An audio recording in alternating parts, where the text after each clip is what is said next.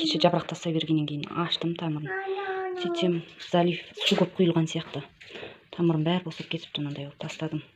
Негізі горшок нормально көп болған тамыры. Мына қараңыздар, тамырларын босап кеткен дейді бұл бірақ. Осындай қолмен жұлынғандардың бәрін босап кеткендерін алдым. Енді бұны бәсе үстінен жапырақ шығармай қалды, астынан жапырақ тастай берді мына жер. Енді бұны слабый раствор марганцовкаға салам, немесе фитосваренге салам. Қайсысы бар соған.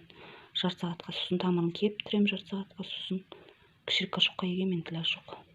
Мына аглониманы обработка жасайын деп жатырмын. Ақыры ашқаннан кейін шіркейден обработка жасаймын, сосын слабый раствор марганцовканы қосып алдым екеуіне.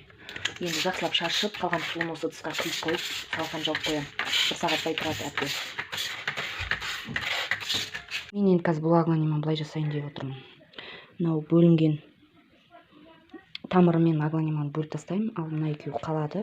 Тамырына карнивин сеуіп, мына горшокқа егіп қойсам деп отырмын. Сиса осыған тамыр сәйкес келсе. Сосын мына жерінен кесіп, мына перлитке салып көрсем ба деп отырмын.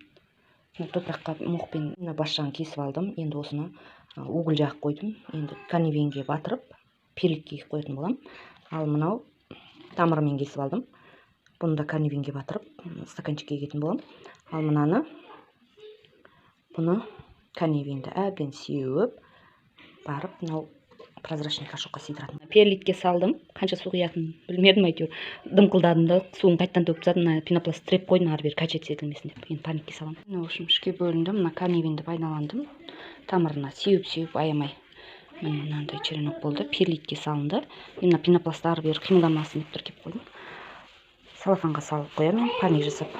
Мынау да паникке салынады стаканчиктегі. Мынау тамырымен ультравиолет. Мына осылай паникке салынды. Мынау осылай паникке салынды. Ашып тұрам. Бір мезгіл.